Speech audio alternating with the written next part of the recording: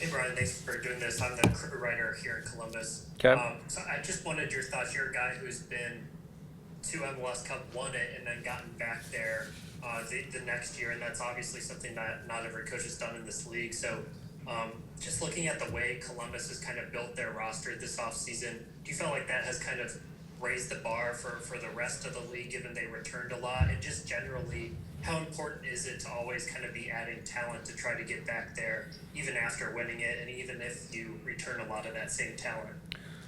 Well, I think that's a multifaceted question because, look, I give props to Caleb. He's got a great team, played well in the final. Kudos to him. Shout out to my man Ezra Hendrickson. Hope you're feeling better, easy.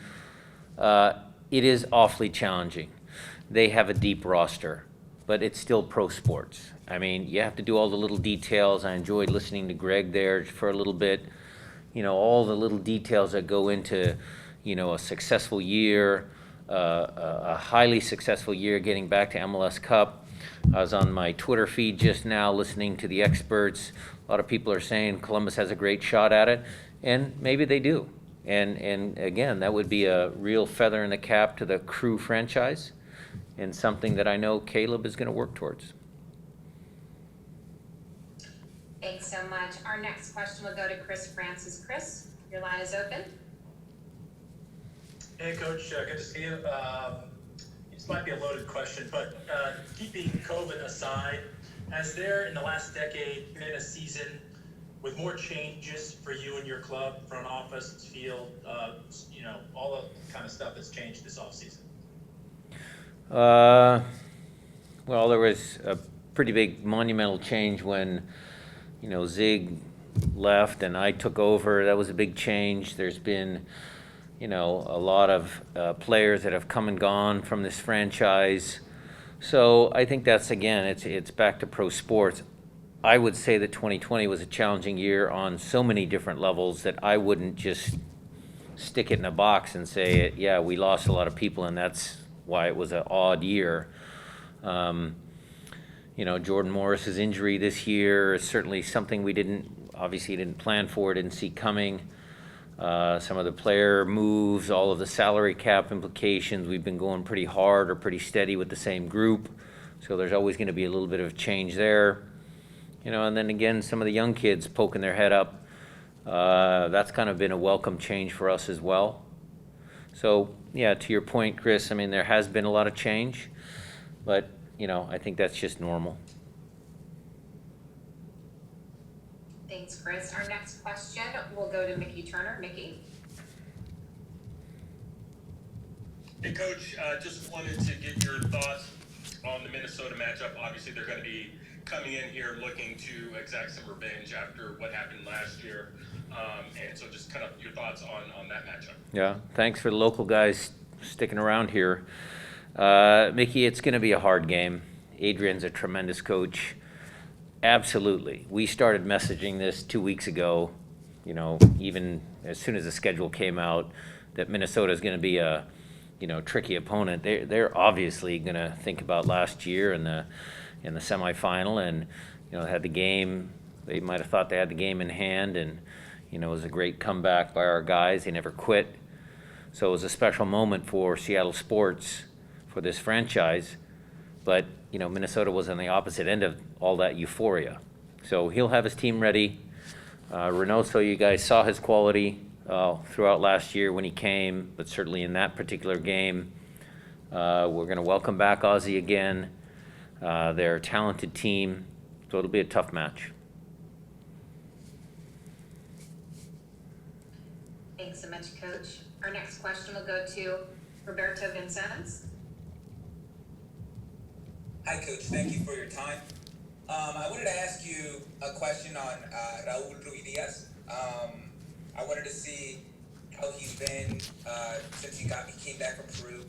And also, do you see a difference between a Raul from Seattle to perhaps a Raul from the national team?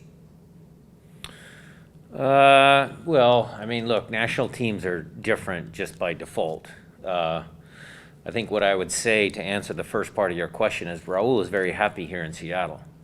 You watch his social media accounts, he's always posting pictures of himself, his family, a big smile. He's got a great smile. I think he's overall a genuinely happy guy, and he's happy here in Seattle. I'm certainly happy that he's here. So, I mean, he's a proven goal scorer. He's been very good for the team since he joined. He does a lot of little details that some of you guys might not catch, but we're happy to have Raul around here. Thank you. Our next question will go to Jorge Herrera. Jorge? Thank you, Coach. Good afternoon. I wanted to ask you, how is it going for you guys with the situation of Nicolas Lodeiro's injury? Are you expecting him to be around the second week, or are you expecting him to play in the fourth week? And also, how are you working towards that, mentally not having that leader inside? Jorge, good question. Look, Nico's obviously a very big part of our team, big part of our franchise, but it is a team sport. Remember last year we didn't have Nico at the start of the year, and we made it into an MLS Cup final. Nico is a very dedicated athlete, so we'll expect him back very soon. I put him on the questionable injury list day to day because, it is day to day. We're not going to obviously put him at risk. It's way too early in the season for that. But Nico knows his body. If he's ready to play, he's gonna play. Thank you. Our next question goes to Michael McCall. Michael? Hi again, Brian. I just wanted to ask you about the Western Conference this season. It's always competitive, it's always close, it's always tight. The teams that didn't make it into the playoffs last year, some of them's made some big additions. What are you expecting from the conference this year? A dogfight. I mean, you look up and down the West Coast. You look a little bit further inland. I mean, they're all good teams. Look what Robin did with Colorado last year. I mean, that's tremendous coaching.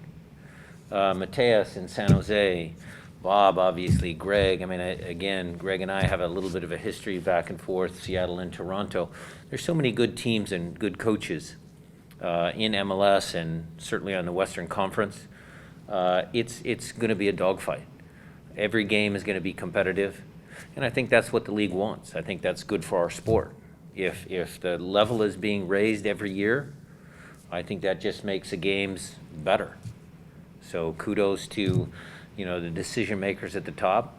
Kudos to the teams that are adding players. And, certainly we want to always put ourselves in that top tier of clubs in MLS. Thank you. Next question goes to Tom Bogert. Tom? Brian, thanks for the time to speak with you. How is Freddy Montero's return to the team kind of, gone so far this preseason? And, what can you say about the, two forward formations that we might be seeing from you guys this year? Love it. Great question. Kind of a softball, though, because Freddie's a great player, tremendous player. He calls Seattle home. He's building a house, his family. It's a really good story. Here's the guy that scored the first goal in our club's history in MLS, and now he's choosing to come back to Seattle to end his career. He has been great in the locker room. He has been nurturing the young kids. I can't say enough positive things about Freddie's return. Thanks, Tom. Our next question goes to Jonathan Tannenwald. Jonathan? Thank you. Hi, Brian. Jonathan, how are you? Good. Hope all's well out there. Yeah, it's a great day out here. It's sunny. That's we know how big a deal that is. Listen, we're going to have this weekend, we're going to have the Supporters Shield winners playing the MLS Cup winners. And it doesn't happen quite like that every year. And I wonder if you think maybe it's something that the league ought to do every year and make a little something out of it. That's it. Yeah, I mean, it's an interesting thought. I mean, look, there's a ton of marquee games in our league. I love rivalry week. All of the super smart people that market our sport in this country, I'm sure they've thought about it. I'm not a marketing expert, Jonathan, but certainly I'll be tuned in to a lot of games this weekend. And, Philly Columbus is, again, it's an interesting one. You know, I wanna root for Caleb, but, you know, I mean, they did beat us, so wouldn't be bad if Philly beat them. So it's just good to be a soccer fan in this country, you know? There's a lot of big games that are gonna be on TV. Thanks so much. Our final question for Coach Schmetzer will go to Jason Mitchell. Jason, your line is open.